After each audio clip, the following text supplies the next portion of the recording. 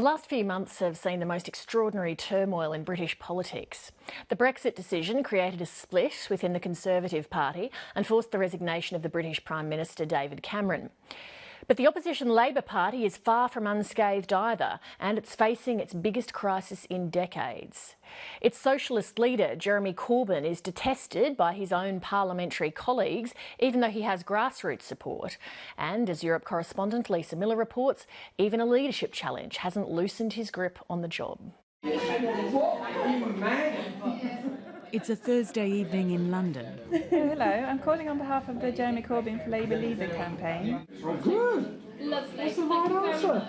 I think this is Volunteers are on the phone to Labour Party members across the country. We'll try and counter the massive press campaign against Corbyn, which is, it's pretty heavy and it's pretty sophisticated. Basically, they said they're not voting for him because he's hopeless.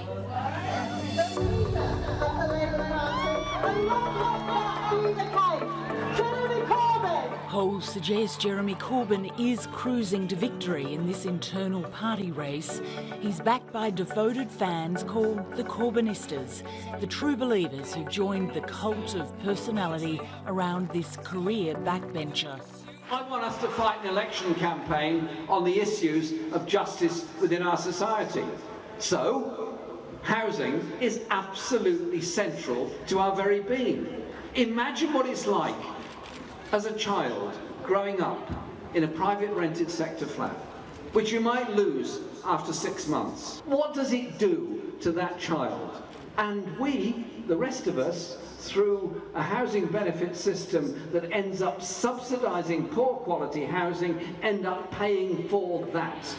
His social media attracts almost 1 million followers, from young idealists to long-time unionists like Nick Bradley. So Jeremy Corbyn is the only person in a leading position in the Labour Party who has been consistently opposing the neoliberal austerity agenda that has swept through the whole of Western Europe.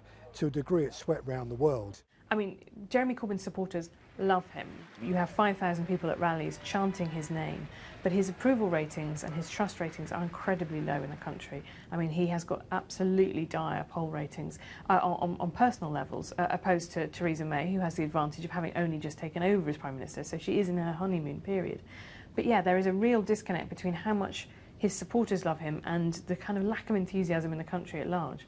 An ambitious 40-something former Shadow Minister, Owen Smith, is challenging Jeremy Corbyn for the leadership in a race that many believe could split the party. Mr Smith, what's it going to take to pull the Labour Party out of crisis? It's going to take me winning this leadership contest. Thanks very much, Mr Smith. 2 days after the UK's shock decision to leave the European Union, the Tories were imploding. In my view, we should aim to have a new Prime Minister in place by the start of the Conservative Party conference in October. And so was Labour.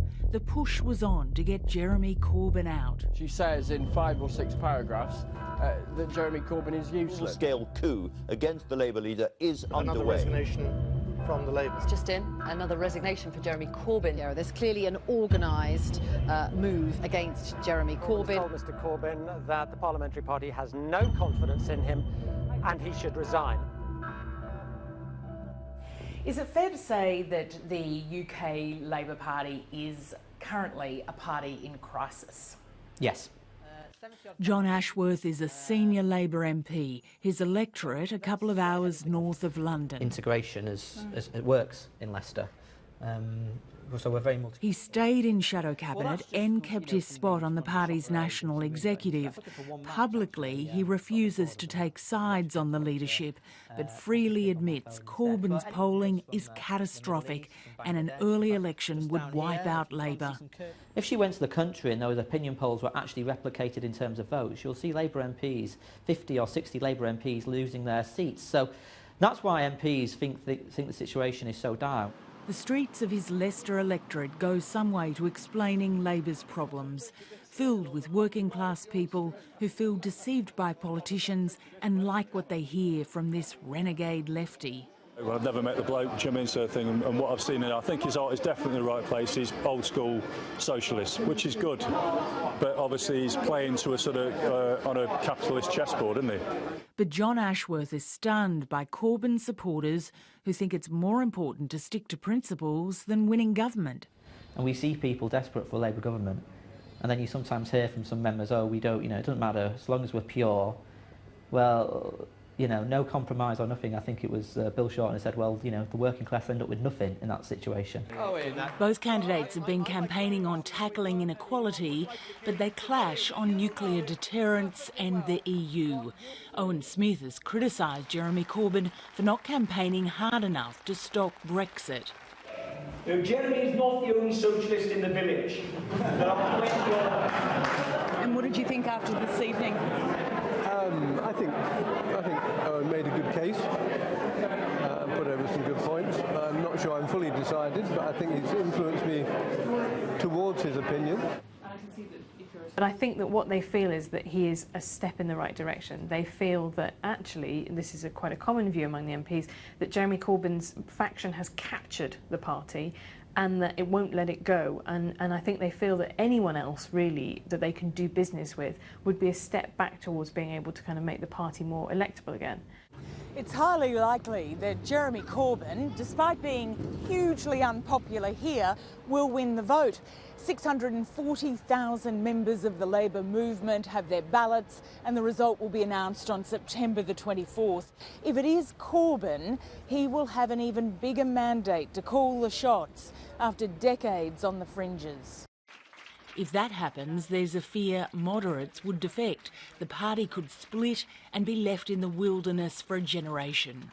What I think is more likely is what I think of as the zombie Labour Party, which is, I think, really what we've had for the last year, where the MPs are really unhappy with Jeremy Corbyn, but they're sort of stuck with him, and so they kind of mutely stagger on, kind of grumbling and rebellious. A simmering civil war that could have a lasting impact on UK politics.